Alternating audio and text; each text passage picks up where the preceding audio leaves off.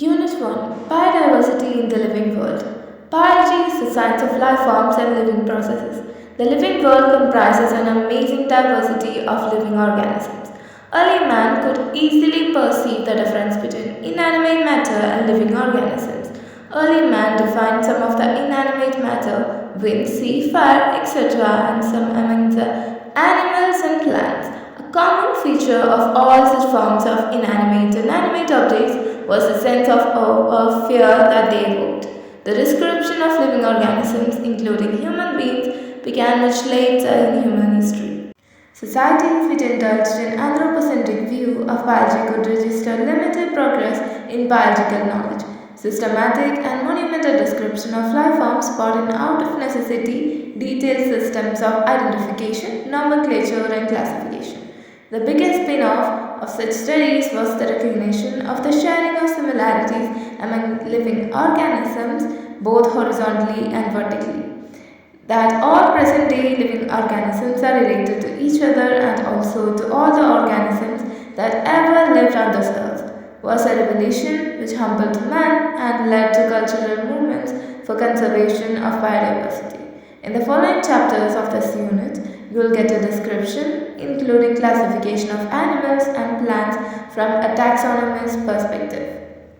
Chapter 1 The Living World. How wonderful is the living world! The wide range of living types is amazing. The extraordinary habitats in which we find living organisms, be it cold mountains, deciduous forests, oceans, freshwater lakes, deserts, or hot springs, leave us speechless.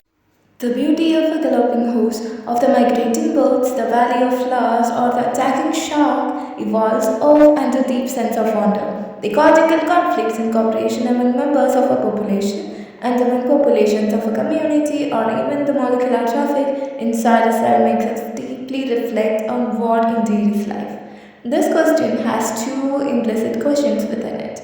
The first is a technical one and seeks answer to what living is as opposed to the non-living. And the second is a philosophical one and seeks answer to what the purpose of life is. As scientists, we shall not attempt answering the second question. We'll try to reflect on what is life.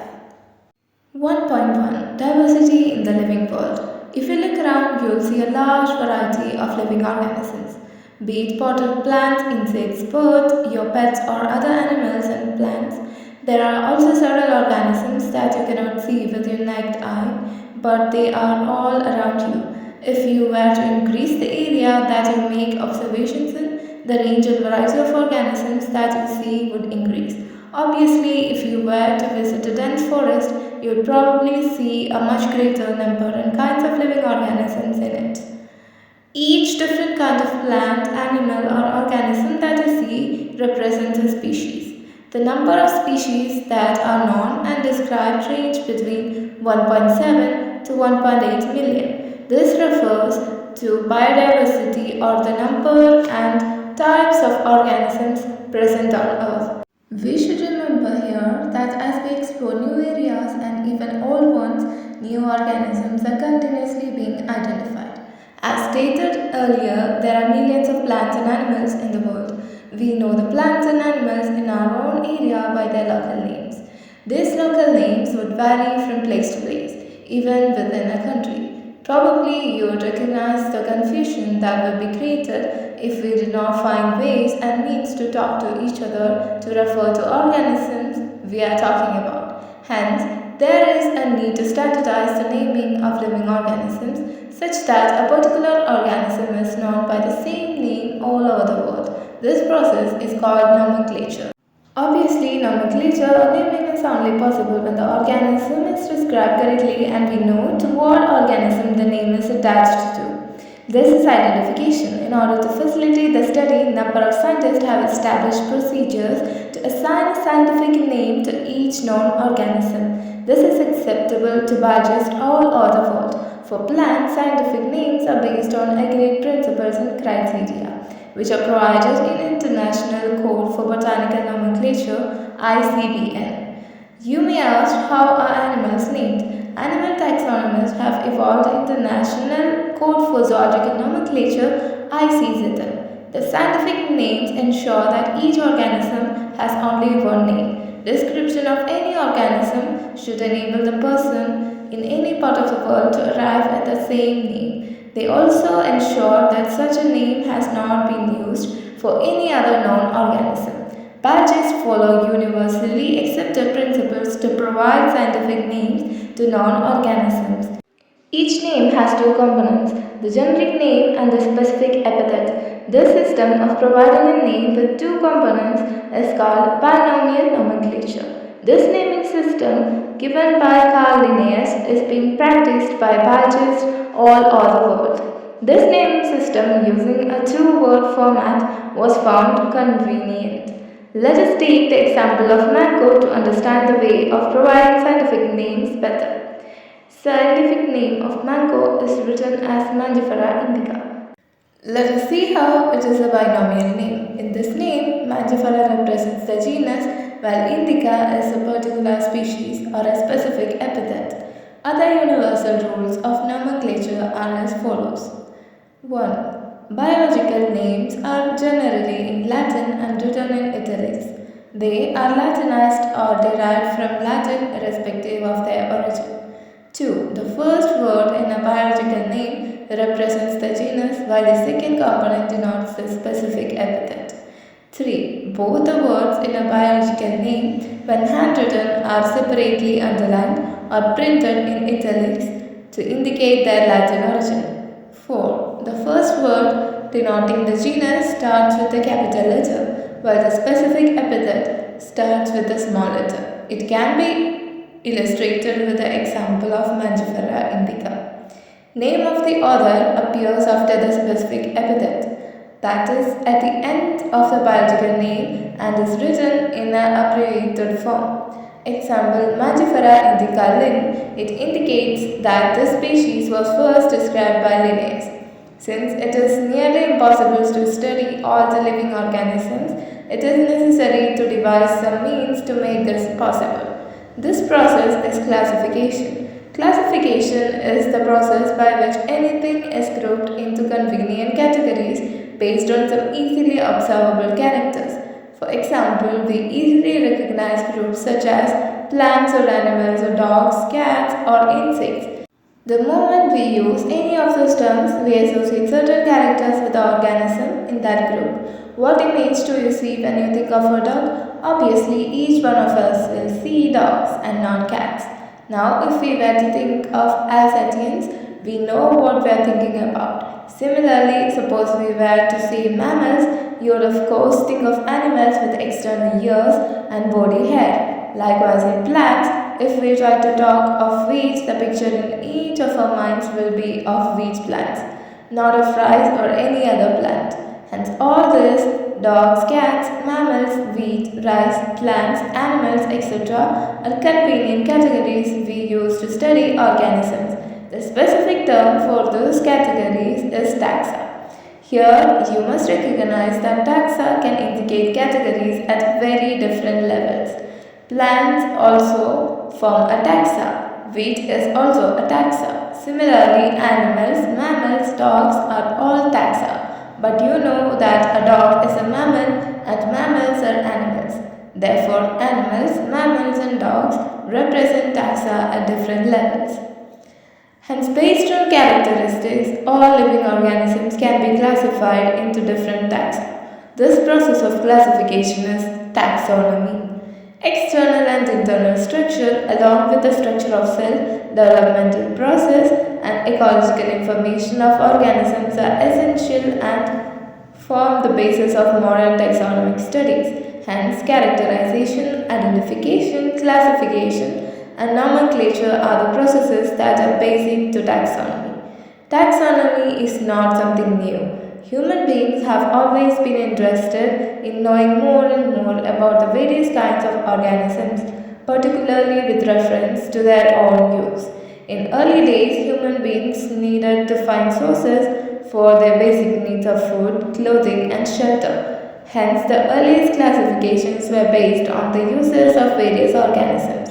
Human beings were since long not only interested in knowing more about different kinds of organisms and their diversities, but also the relationships among them. This branch of study was referred to as systematics. The word systematics is derived from the Latin word systema, which means systematic arrangement of organisms. Linnaeus used systeme naturally as the title of his publication. The scope of systematics was later enlarged to include identification, nomenclature, and classification. Systematics takes into account evolutionary relationships between organisms. 1.2 Taxonomy categories. Classification is not a single step process but involves hierarchical steps in which each step represents a rank or category. Since the category is a part of overall taxonomic arrangement, it is called the taxonomy category, and all categories together constitute the taxonomic hierarchy. Each category, referred to as a unit of classification, in fact represents a rank and is commonly termed as taxon, plural taxa. Taxonomic categories and hierarchy can be illustrated by an example. Insects represent a group of organisms sharing common features like three pair of joined legs. It means insects are recognizable concrete objects which can be classified and thus were given a rank or category. Can you name other such groups of organisms? Remember, groups represent category. Category further denotes rank. Each rank or taxon in fact represents a unit of classification. These taxonomic groups or categories are distinct biological entities and not merely morphological aggregates. Taxonomical studies of all non-organisms have led to the development of common categories such as kingdom, phylum, or division for plants, class, order, family, genus, and species. All organisms, including those in the plant and animal kingdoms, have species as the lowest category. Now the question you may ask is how to place an organism in various categories. The basic requirement is the knowledge of characters of an individual or group of organisms. This helps in identifying similarities and dissimilarities among the individuals of the same kind of organisms as well as of other kinds of organisms. 1.2.1 Species. Taxonomic studies consider a group of individual organisms with fundamental similarities as a species. One should be able to distinguish one species from the other closely related species based on the distinct morphological differences.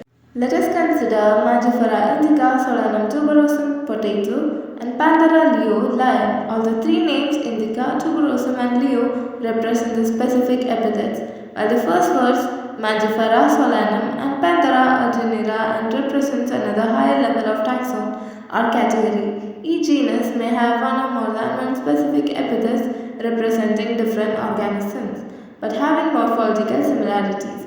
For example, Panthera has another specific epithet called tigris, and Solanum includes species like nigrin and melagina.